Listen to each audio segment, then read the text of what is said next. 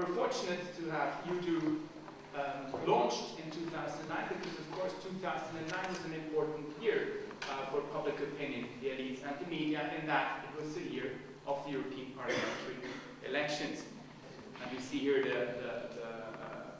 the landscape of these political parties in France. You can see this for every single country contained in the EU profile, very easily accessible for having a snapshot idea of where political parties stand. You can also then look at the stacked data of the accumulated data of users that use the French part of the EU profiler website, and where every user got a little dot on this map, and we accumulated these maps, these dots into mountains.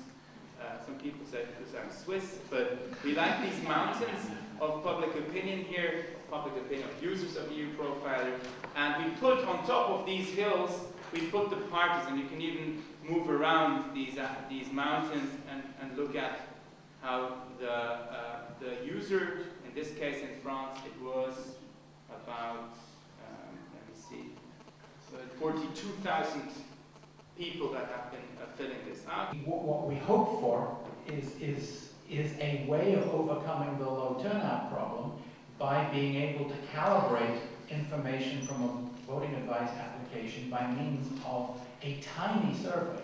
A survey which, because it was so small, we would have the chance of getting a high response rate for, and therefore having an accurate view of how opinion was spread over the population, and that accurate view would then be usable as a means of calibrating the much more specific information that we would get from a voting advice application. And what I'd like to do today in my presentation is to outline the current research or data collection efforts on cross-national media effects in the EU, particularly in regard to electoral behavior in European parliamentary elections, and to look at this data in the context of the theoretical work on media and the EU, media in Europe, and then also to illustrate the potential of these data that we're collecting to address questions about democracy in the EU. And the example that I'll use is about the impact of the media on electoral participation.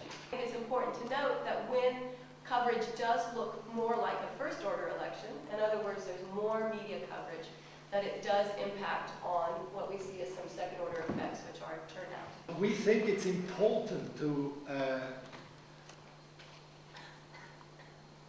talk about the structural roots of what is happening in the party system. And in our view, the structural roots have something to do with large processes of social change, with globalization, or you can call it denationalization, or as Stefano Bartolini would call it, the opening up of national boundaries. And we think this, he wouldn't say so, but we think this is a critical juncture.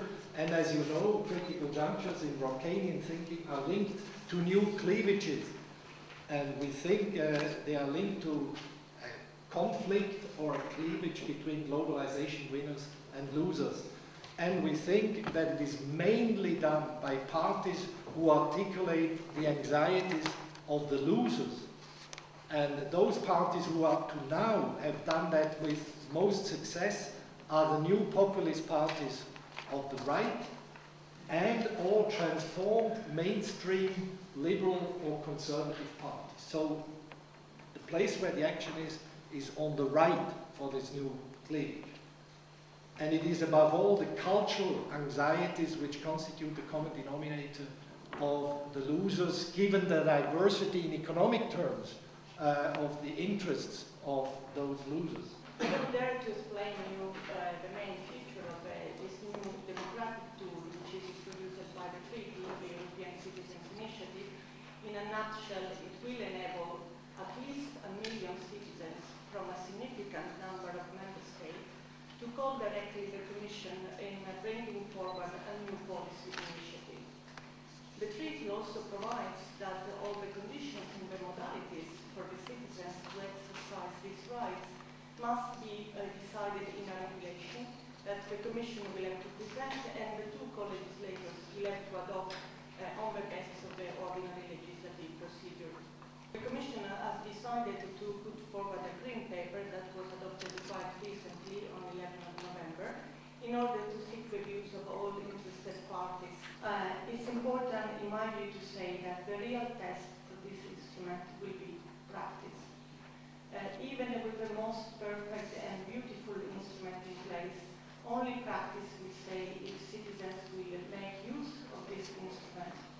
And in this respect,